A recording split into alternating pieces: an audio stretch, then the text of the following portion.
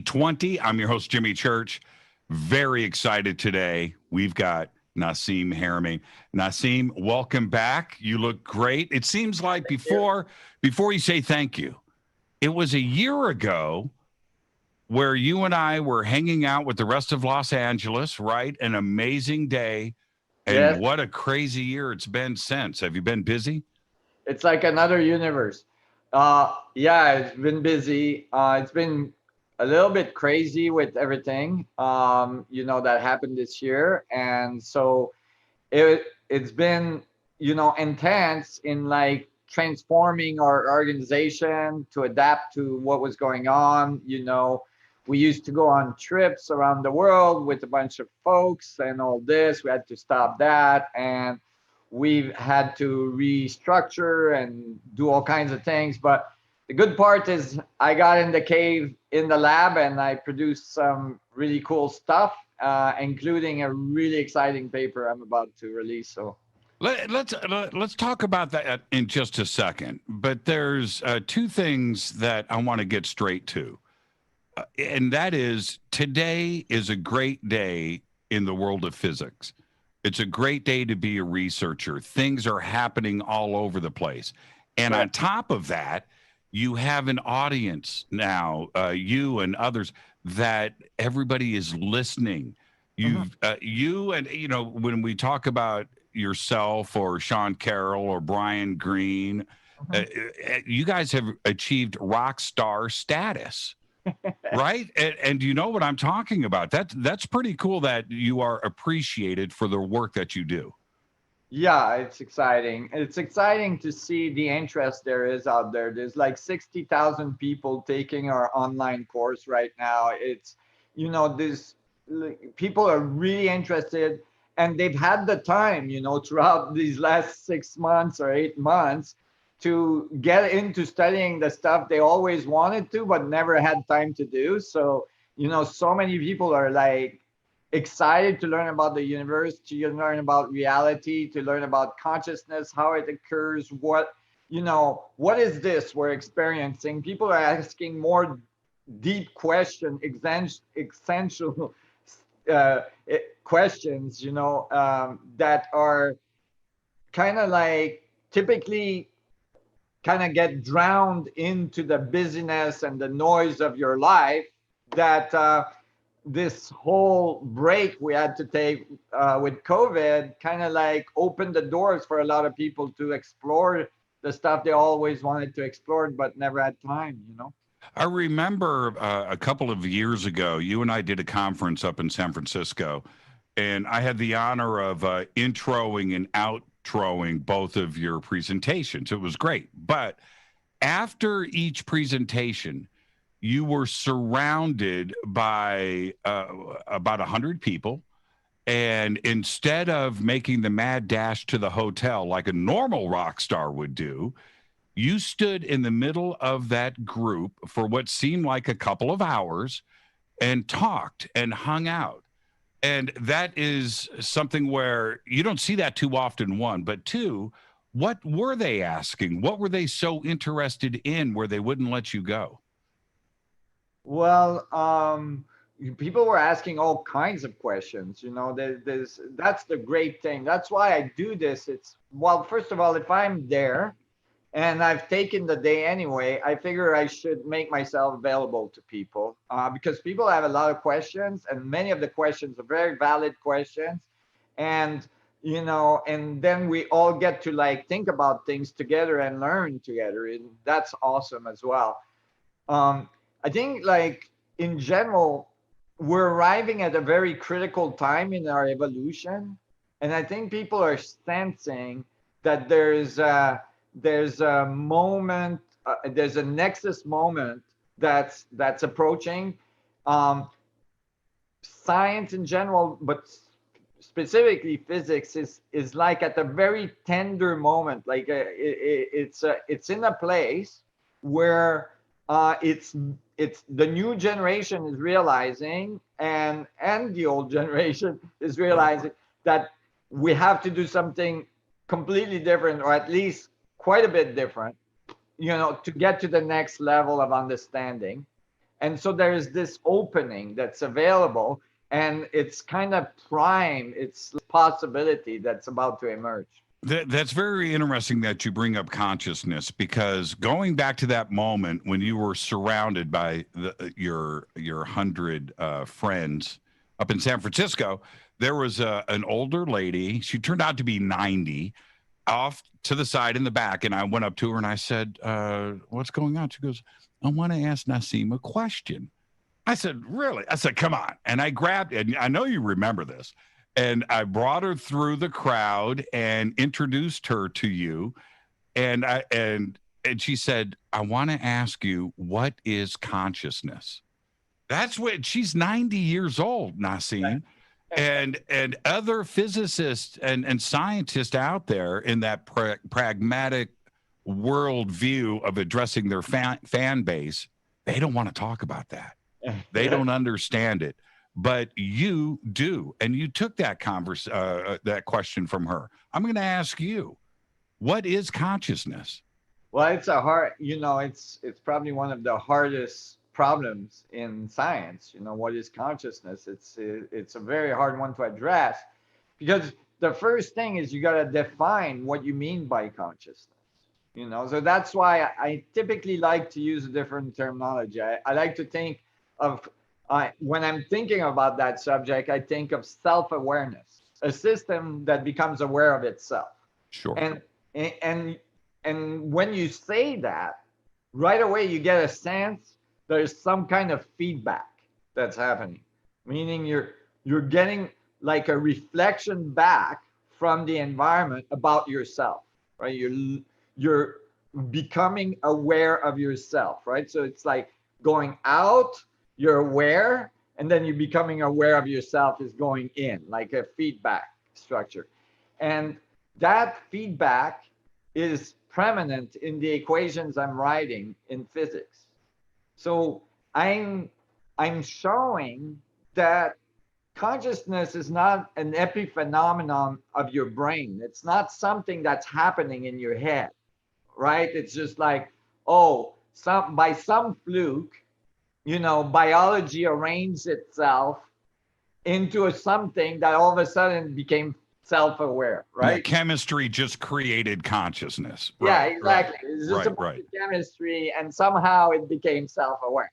Like electrical discharge, potassium, sodium exchange in the brain made you aware. Well, I can do potassium exchange, in a petri dish all I want. The thing is not going to start walking away, right? It's not going to become self-aware, right? It's not going to start laughing and cracking jokes. Yeah, exactly. And right. The thing is that so there's something more. There's something deeper, and when you think about it, it's kind of strange, because you can see that consciousness is like massive capacity of data crunching, right? It's very, very advanced capability, that we can only dream of, right? Meaning like the capacity of like imagining, and the capacity of retention, the capacity of creativity, and so on.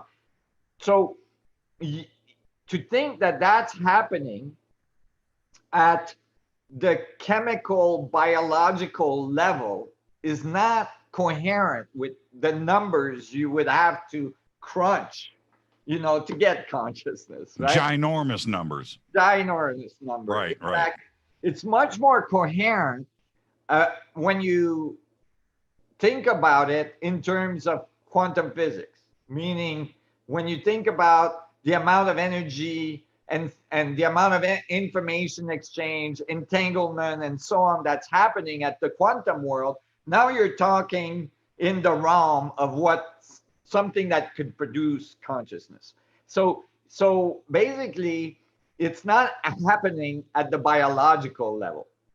And if it's happening at the quantum level, and you look at the energy level, or where most of the information would be at the quantum level, well, it would be in the field of quantum theory, meaning it would be in quantum field theory. And in quantum field theory, we're talking about information fluctuation in the vacuum. That is, space itself is full of information. Everything, absolutely everything in total.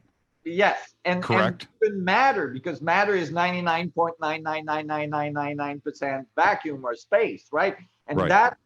that space is not empty. It's full of electromagnetic fluctuation, information occurring at the very fine grain, much smaller than the atom.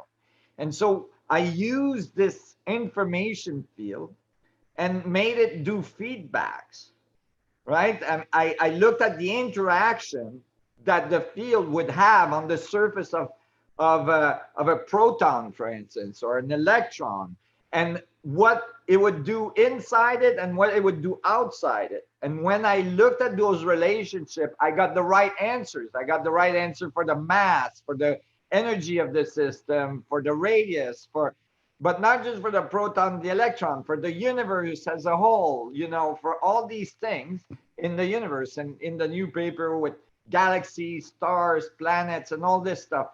And so basically, you have this feedback between what's inside the system and what's outside the system of information that's occurring at the quantum field. Think of like information going through a little boundary condition, like the boundary of your cells. But Right. in this case, it's the boundary of the proton and the electron and so on. And that feedback exchange is what produced mass, forces, energy, all these things we see in our universe. So if that's the source of consciousness, this feedback at the quantum level, then that means consciousness is something that's inherent to the whole thing. The whole Well, and the key word with physics and quantum physics is always measurement.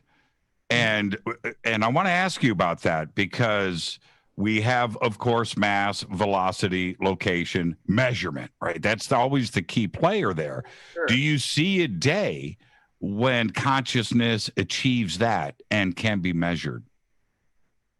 Oh yes, absolutely. Actually, I think we're not far off from making those measurements.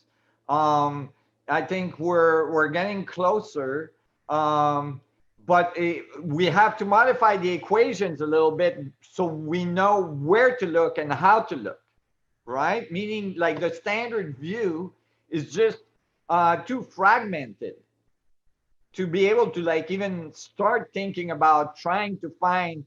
I had a meeting last year with the Dalai Lama, and we spent 4 hours together in India, and I was there with a group of scientists, and we were discussing all this actually, and I was showing some of this new theoretical framework that we've developed, where we're showing that space-time or the vacuum is full of this information. And he said, oh, and I was saying it's in little bits that we call Planck spherical units. And he was saying, oh, in Buddhist tradition, we have such a particle, we call it space particle. It makes up all the universe. And I'm like, oh, well, there you go. Here it is, right? And he goes, oh, yes, but we have another kind of particle that's more subtle. And he said, we have a particle we call consciousness particle that's more subtle than space particle. And it's so we were in the middle of this conversation, and I was just about to show him that from this space particle and all the equations, we had identified an even sub-Planckian level of particles that I hadn't named yet, but I had calculated how fast they were going relative to the speed of light.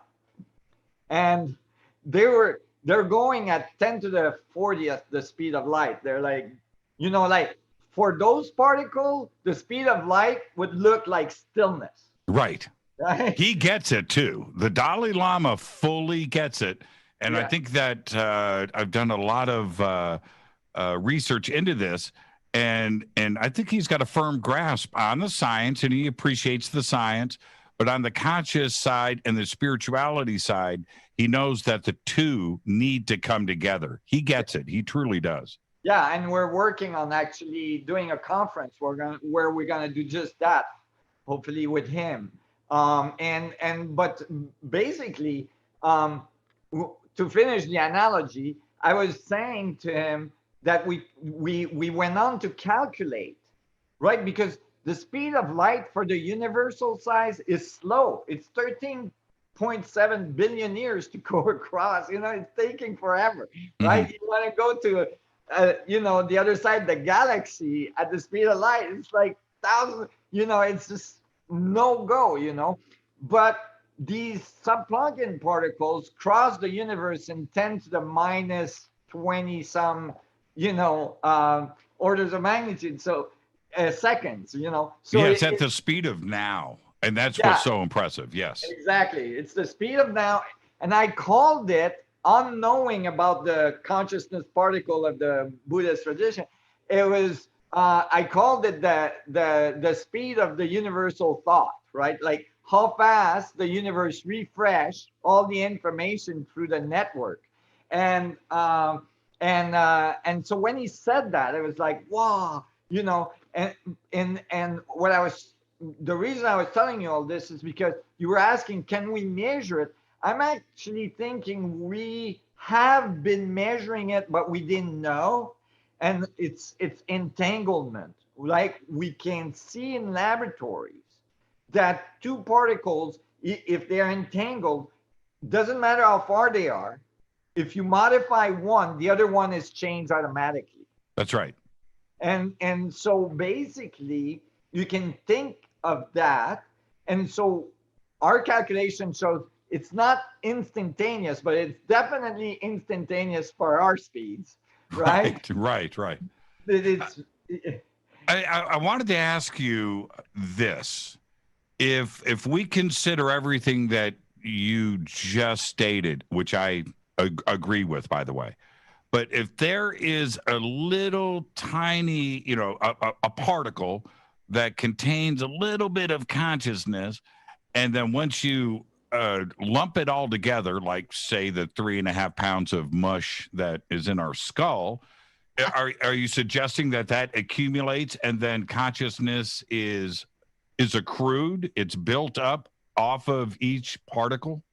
I'm suggesting that we're like a channel for information flow. You see, consciousness is not something that's in your brain. It's just like your brain and your body is like an antenna that's tapped into a field of information that we call consciousness. And it's information that's flowing in and information that's flowing out, because you're receiving information from the field, interpreting it, and then acting on it, and you radiate thermodynamically, you do things, and that's reinforming the field, and the field is reacting back to you. This is happening at like the speed of the 10 to the 40th times the speed of light. So you don't see the delay, but it's happening. That's a lot of digits. Yeah. That's a lot of digits. So, again, if that's the case, which I tend to think it has to be that way, you don't have to be sentient, do you, to be conscious? You don't. Can an animate and inanimate object both have consciousness? Yeah, so you could say, and since these equations, and I just want to mention, they're really precise equations. Right. They produce very precise predictions. Like you said, in science, it's all about being able to measure things. And so one of the predictions these equations made was the correct radius for the proton, which I published in 2012. It was 4% smaller than the standard model. And now, the standard has been changed to my radius because it was confirmed in accelerators. So and it's very precise for the mass, for the electron, for the universe, all this stuff. So basically, what I'm saying is that when you have a system so you can think of it like there's a little bit of feedback in a rock, right? Right. but it's not enough for the rock to all of a sudden just like start thinking about the physics of the universe, right? So it's not self-conscious. The system builds, through the feedback, which we see in nature, right? Nature evolves because it gets feedback from the environment and adapts, right? And so the feedback builds and builds and builds and makes things that are more and more complex. And then when these things are like at level of complexity, like 100 trillion cell in the human body with like a really good antenna, the system can become self-aware because it's already a feedback system. Now, so then our Earth, our planet has to be as conscious as you and I. Yeah, well, you could think of it that way, because, I'm not just talking about complexity in terms of numbers of atoms.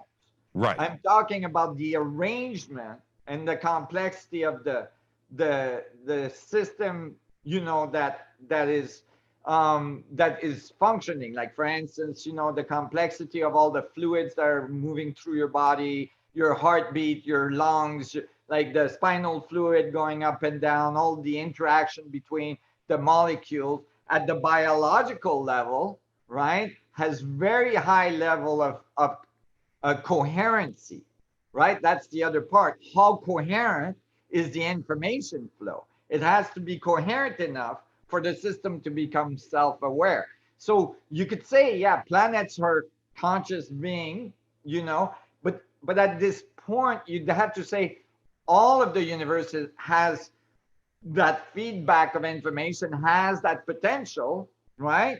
But it manifests itself in very specific ways, that requires a certain level of coherency and complexity for the system to actually all of a sudden go, who am I? Right. And how did I get here? Right? You see what I mean? I do. The danger there is when the system goes, who am I and how did I get here? Is that they think they're separate of the rest of the stuff. They don't realize they're part of the feedback loop of information. You see? That's right. And okay, I'm going to make you laugh, but let me say this, and you have a great laugh. So I'm going to make you laugh.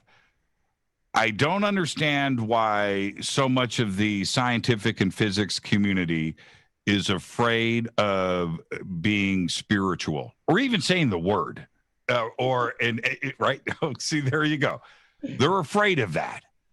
But I truly believe that the most spiritual person in the world is a physicist when the plane's about to hit the ocean. Right. Right? Right. And they know, everybody knows that consciousness is part of our reality. The reason why they can write equations on a whiteboard is because they are sentient with a conscience filled brain. Exactly. Right? Yeah, But they can't discuss it because is that because of the dogma that has built up over the years and they don't want to cross that line? Well, Jimmy, we're such in a better place today in 2020 than we were, when I started giving conference in physics. If you said that, you could say the F word all you wanted in a physics conference and you'd be fine. But if you said the C word, right, consciousness, you were out, like automatically. So never mind the S word, spirituality, right? Right. But so but nowadays it's like it's the new trend. Physicists working on consciousness and all this. It's the cool thing to do. Very famous physicists, when they retire, they like to work on the problem of consciousness. Like it's the new thing to do. So we've evolved. It's good. It's going in the right direction. But certainly there was a stigma. I was told probably like 20 years ago in a physics conference that their equations were better because they didn't require consciousness. And I thought it was a little funny because I'm like, Do you realize you just insulted yourself? But Right. No, but that's exactly the point, isn't it? And going back, if you go back to special and general, from that point forward, 1905 and to now, yeah, that it was okay once quantum came in. It was okay to talk about the multiverse or parallel worlds or extra dimensions, entanglement, science fiction subjects on the level of H.G. Wells. But that was okay. But spirituality and consciousness isn't real, right? It's like, wait a minute. You can't have it both ways. You want us to accept the multiverse, right? You want us to talk about time travel and parallel worlds and fifth, sixth, seventh, eighth, 11th dimensions and string theory, but consciousness is not part of the conversation. You can't have it both ways. The good thing is that it is becoming more and more part of the conversation now. Yes. And I think that it really is challenging the scientific community. The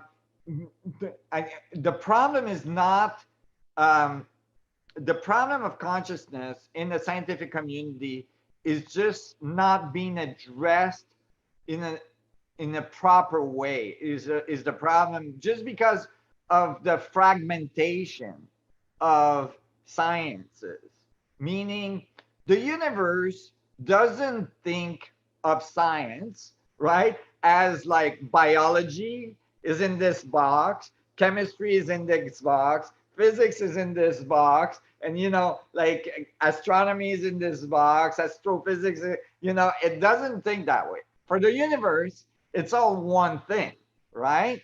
And so when we think about in current physics, when we think about addressing the problem of consciousness, typically we're looking at mechanical models in the brain that have to do with chemical exchange, behaviors, electromagnetic behaviors of the brain, and at the biological level. And I just feel like it doesn't reside there. I know it doesn't reside there from equations. It's not at the biological level is part of the equation, right? It's part of the scales of this information moving through, but it's not the source. And you see what's really cool about when you realize the source is this field of information, you realize that this field of information is not incoherent at the quantum level. There's coherency in this field. And where there's coherency, there's a set of information that's self-sustaining. So all of a sudden you link into, you were talking about spirituality, you link into all these things about like the idea that we have a soul that goes on after the material structure of our body goes away, that that you can remote heal somebody, that you can, like all these things, that you can remote view, which, remote viewing was identified in the 70s. Some of the work was done by Dr. Rauscher, which was one of my co-authors, was done by the CIA at Stanford, testing. And it was published in some of the best peer-reviewed journals in physics. The data is, unmistakable. It is, like high percentage of people can view a place they've never been to, and they don't need to be psychics. Like they were just picking students off the campus and, using them as test subjects. So basically, all these things that seems voodoo, that seems like woo-woo, and that like you don't know, like it's like spirituality, all of a sudden it starts to make sense in physics. Of course, if we live in a field, if we're an antenna in a field of information that's all connected coherently, and it's all entangled, then if you get into the right mode, you can actually get information about a place on the other side of the world that you've never been to, right? That's right. Yeah. Yeah, and I want to talk about your new paper that was just published. And the thing is this, a great physicist needs to translate the math, the equations, into words that we can understand. Because otherwise, the math is just numbers and symbols to us. We don't get it.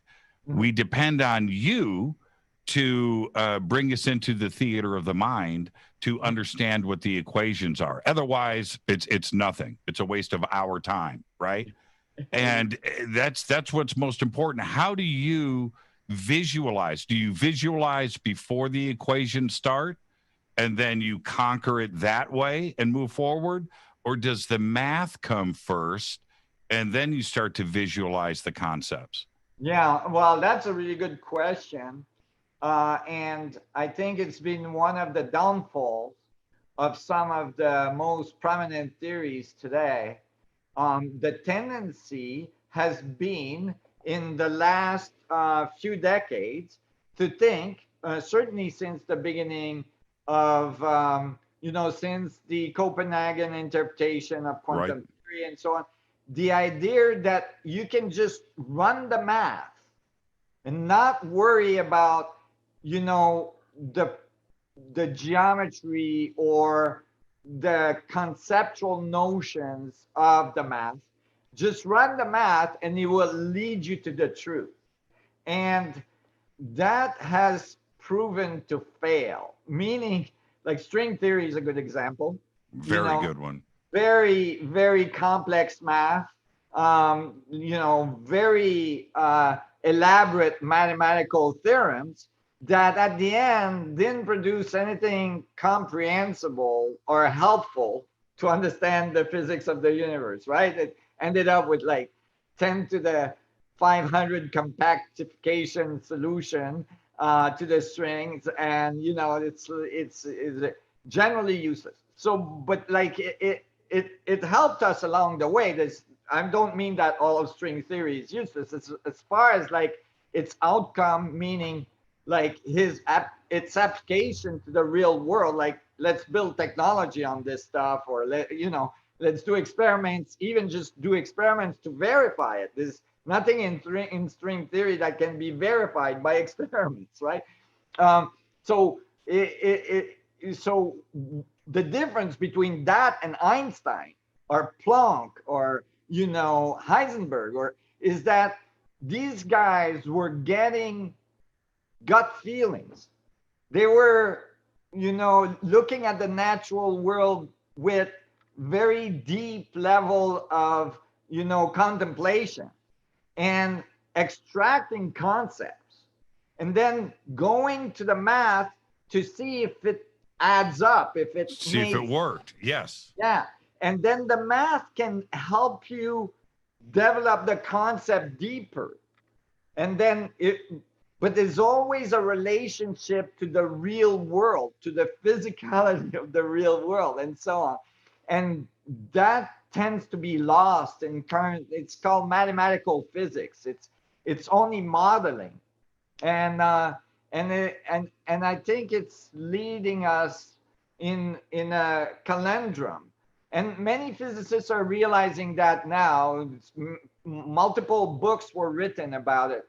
Like, physics is a little bit in a mess because it's lost touch with the reality of the natural world. Yeah, that's exactly the point, especially for me, is that you need you're not going to learn physics from the latest Brian Greene book. It's not teaching you physics, but it's helping you visualize and understand the concepts.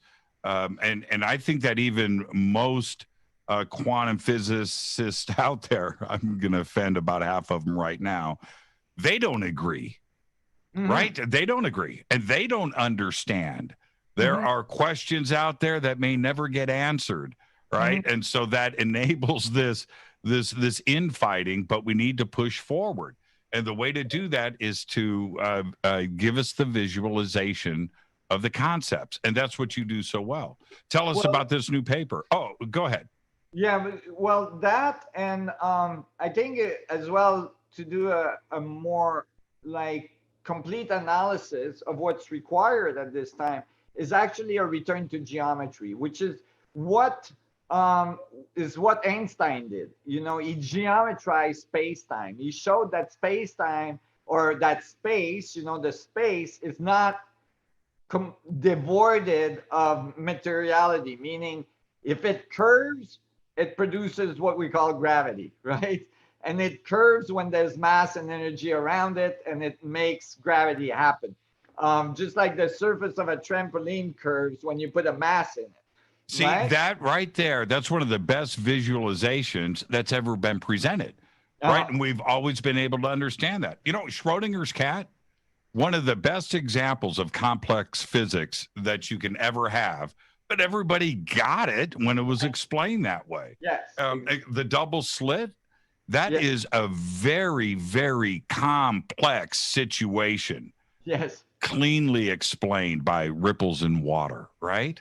That's right. That's right. Very good. Yeah, pilot wave theory is actually a better, I believe, is a better interpretation of the double slit experiment than the Copenhagen interpretation. And I think a lot of physicists are actually going that way now. They're realizing that the vacuum, that space is not empty and it acts like a fluid.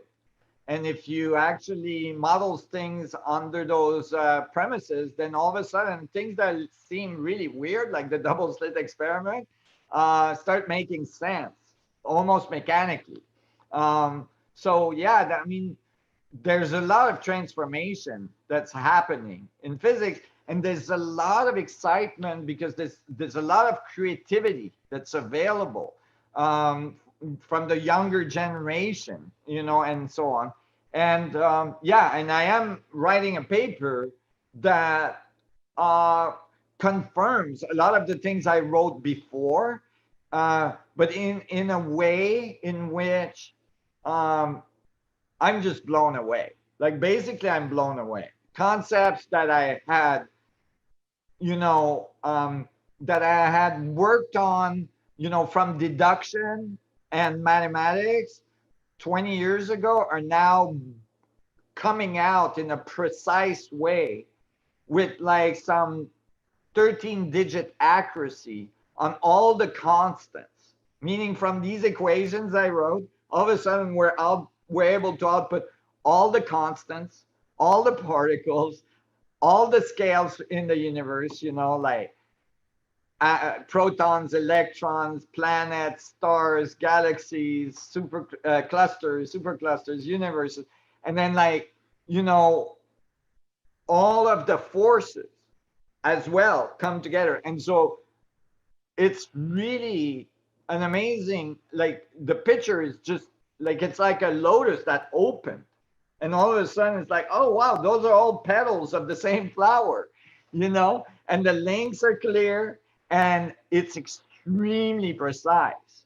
And it's so extremely precise that, for instance, we can output the gravitational constants, for instance, G, with 10-digit accuracy when it's only measured to 5, which is already really amazing, but it's only measured to 5. And we know the rest of the digits we output are correct because when we apply the same equations to all the other constants, some of them that are known to the 12-digit, minus 12-digit accuracy, you know, we get the right numbers as well. So, you know, it's like giving us, all of a sudden we have 10-digit accuracy on the Planck scale. You know, it's giving us a complete picture, unified picture of science.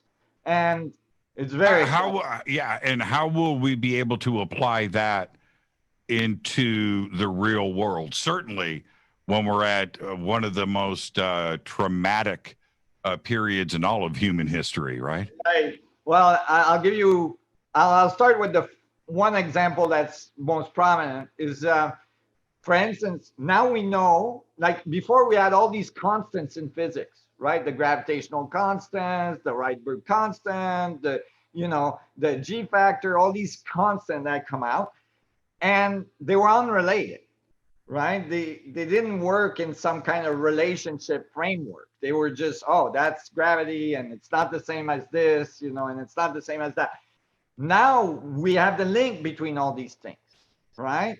So one application, for instance, is like, oh, that means that I can look at the electromagnetic field and figure out how to organize it, and the result should be gravity, right? So all of a sudden I can use like constants that are like at the quantum level, for instance, in a gas, and then say, oh, if I organize this gas just right, I should get a gravitational field out of it. And all of a sudden we could be able to control gravity. Do you realize what that means? Like that means we could travel through the solar system. We could travel through the galaxy. Like it A opens. hoverboard. I want a hoverboard. Yeah, there you I go. want a hoverboard. But Yeah. no, you're absolutely right. That is exciting. And because, I can't, I want the audience to know, everybody that's with us right now, that you can tell that Nassim and I could absolutely talk for the next 6 hours and have the best time. We've got to get some other stuff in. But gravity is one of the things that we understand the least of, isn't Mhm.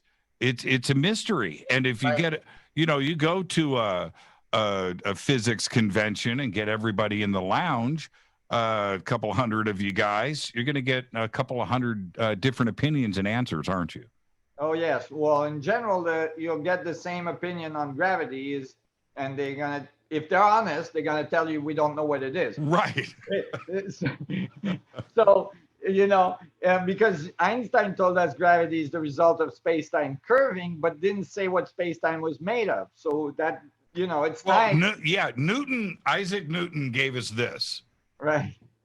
We're at the same spot today in 2020. Exactly. So, but these new equation tells us what gravity is, and it tells us not only what gravity is, or I mean, not like it's compatible with Einstein's field equations, it's compatible with Newtonian gravity, but it's saying what is the source of the energy that produce gravity, and that when you know the source, then you can go to the source and produce that energy yourself, right? So now you can think of like warp drive, you can think of spaceships, you can think of, and for the viewers, if you guys think like that's like generations from now, it's not, because you have like sections of NASA working on this already. That's right. We do. And you're not going to go to a gravity gas station and fill up, No, right? You don't have to do that anymore. that's right, because you're extracting the energy directly from the field of information. This is the beauty of this. It's like all of a sudden you understand the mechanics underneath what produce mass and charge and electromagnetism and gravity and all this. And now you can tap into the source instead of like trying to pick the energy out after it's done its thing.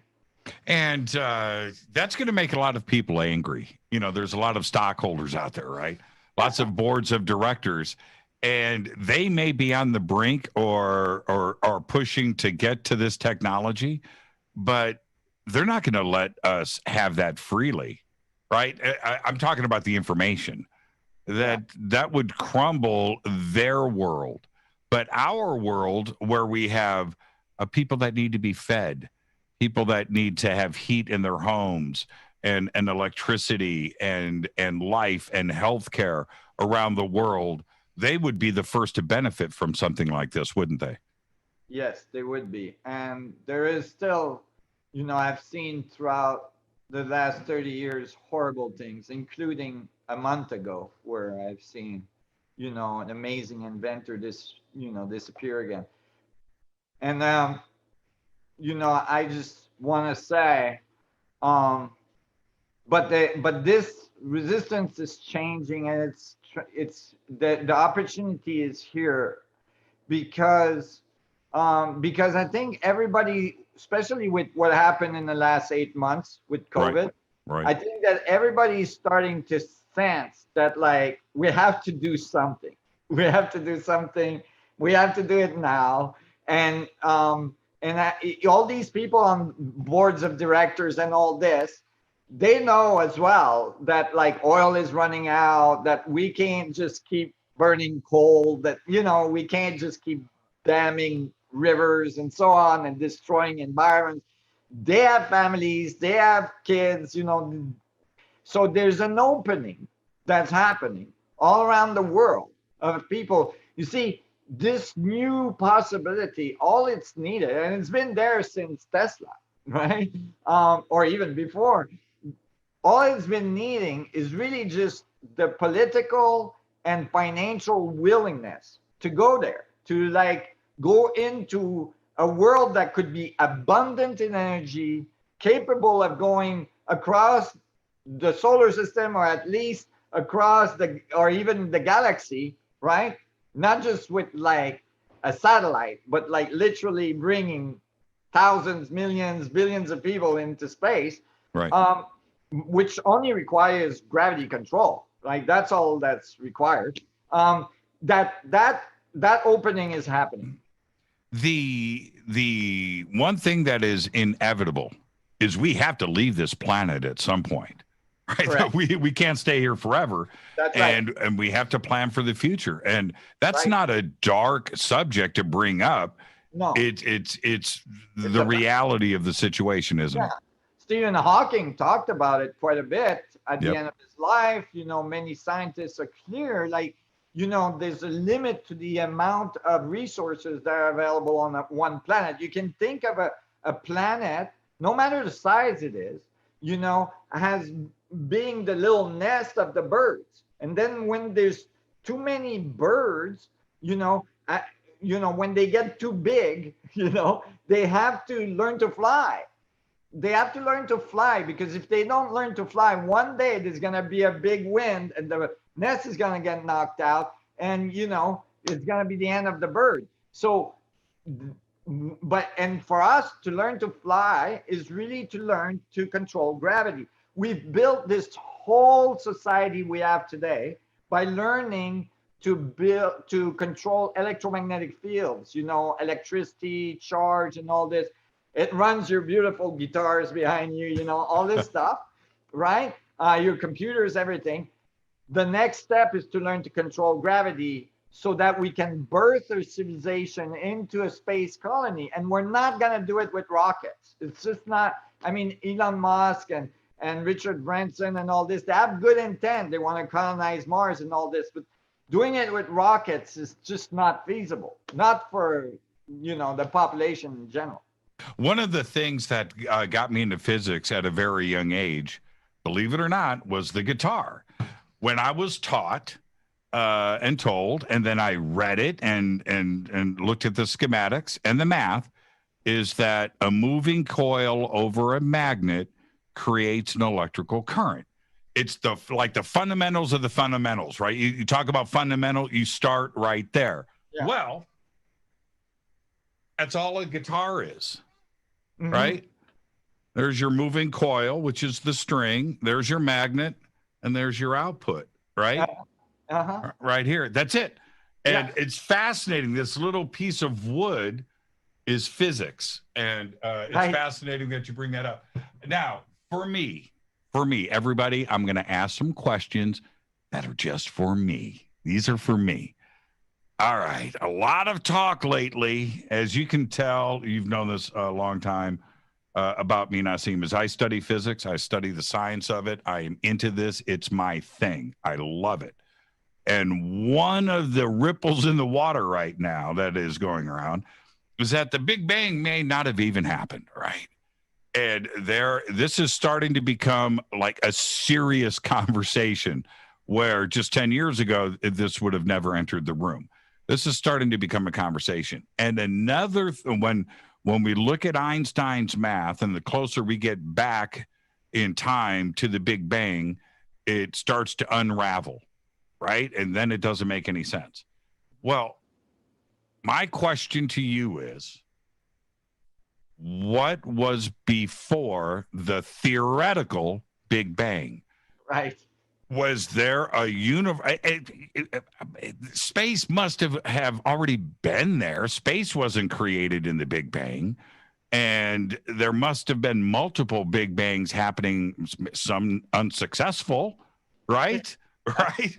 But time doesn't start at the big bang. There must have been something else, which suggests to me that maybe many have been wrong. So Right. I'm going to throw that out to you. Where are you when this conversation starts these Yeah, days about the Big Bang? I mean, I always had an issue with the Big Bang Theory because it's like it really is kind of a cop out, you know, because you said space was there before, but actually in the strict sense of the Big Bang Theory, there was no space, no energy, nothing, and then it all got created in a bang. And when I first learned about this, I was very young. I thought I literally, I was going to church because I was going to a Catholic school at the time, so it was not my preference, but I had to go, and I was learning about the Big Bang Theory, and I literally thought, oh, these things are like the same. They just replace God with the Big Bang, right? Because it's I'm like, going to get hit by lightning. yeah, and so it's like, Oh, man. yeah, I mean, okay, you can go like that, but it's not really physics. So, and this is why, um, you know, of course, there might have been a point of conversion where, all things were compressed in a much smaller space. And that space currently in the Big Bang was the size of a Planck units, which is very, very teeny. It's billions of times smaller It's than an about atom. this tiny right here. This speck. Yeah. Now, there's parts of that, Nassim, that I can buy into, Right. and the creation of gases and things that happened off of it. It's not like all of the matter in the universe compacted into this. No, it was created off of the chemical reaction that happened from some things that were that small. Okay, I can sort of buy into that. Mhm. It's the other concept that there was nothing else before, time didn't exist, Right. there was nothing else happening. Right. Time is old, right? time is old, and Right. it's much older than 13.8 billion years. Yeah.